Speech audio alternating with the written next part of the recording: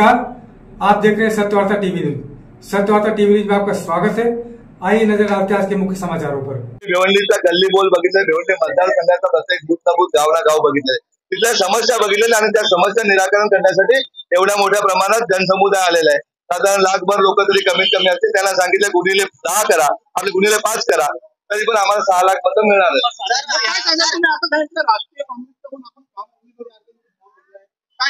आमच्या राष्ट्रीय काँग्रेसकडून जवळजवळ उमेदवारी फायनल झाली होती, परंतु मध्येच कोणीतरी सुपारी घेऊन बिचाऱ्या बाया मामाचा बळी दिलेला आहे।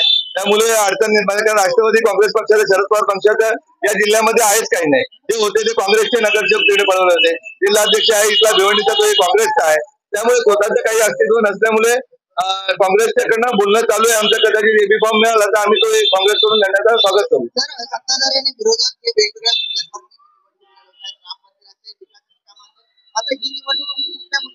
त्यांनी भिवंडी लोकसभा क्षेत्रात काय केलं त्याचा परवाला येणारे लोकप्रतिनिधींना पण विचारा, सत्ताधाऱ्यांना विचारा आणि 3 तारखेला येणारे सत्ताधाऱ्यांना विचारा का तुम्ही या लोकसभेमध्ये माणसं राहतात। तुम्ही जशी बारामती सदरून केली तसं तुम्ही नागपूर केलं, त्याप्रमाणे तुम्ही भिवंडीसाठी काय केलं? भिवंडी लोकसभा क्षेत्रासाठी भिवंडी लोकसभा क्षेत्रात बॅरिस्टर अंतोनींना त्रास कोणी दिला हा जग जाहीर आहे। या शांताराम भाऊ खोलपांना त्रास कोणी दिला हे जग जाहीर आहे।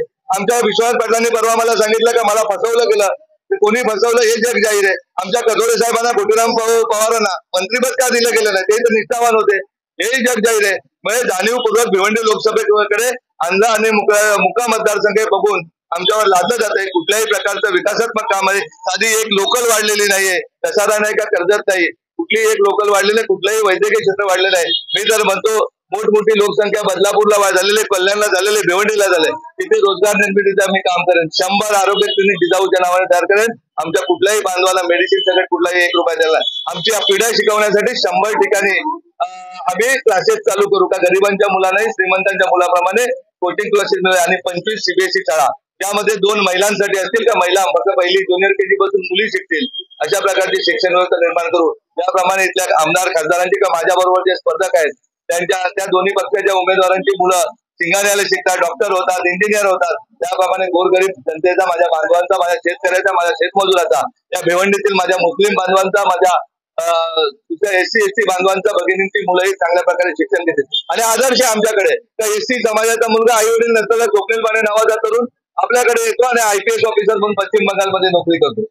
कचऱ्याच्या ढिगावर कचरा उचलणारी मुलगी दीपाली नावाची मुलगी, जिला आई वडील नव्हते, तिला उचलून जिजाऊच्या सानिध्यात येते, तिला शिक्षण देऊन आज हॉटेल मॅनेजमेंट 5 स्टार हॉटेलमध्ये, तिच्या पोटामध्ये 2.5 महिन्याचा बाळ असताना पती जातो। मोहिनी बारमल नावाची आदिवासी मुलगी ठाण्याच्या झोपडपट्टीत राहणारी, तिची सासू तिला बाळाला सांभाळायला सांगते, त्यावेळेस ती जिजाऊच्या सानिध्यात तिथे धुनी भांडी करणारी मुलगी, तिला अभ्यास करण्याचा पगार दिला जातो आणि आज मुंबई महानगरपालिकेमध्ये अधिकारी पदावर नोकरी करते। अशा 8,000 विद्यार्थ्यांना नोकरी देणारी जिजाऊ, 40 लाख समाज बांधवांना आरोग्य सुविधा देणारी जिजाऊ। त्यामुळे कुठल्या राजकीय पक्षाने काम केलं असेल तर त्यांनी बोलावं, त्यांच्या बरोबर आमची स्पर्धा म्हणजे आमच्या या दोन्ही उमेदवारांबरोबर अजिबात स्पर्धा नाही। त्यांच्या नेत्यांच्या गावची पोरं आमच्याकडे शिकतात, बारामतीची शिकतात, नागपूरची शिकतात।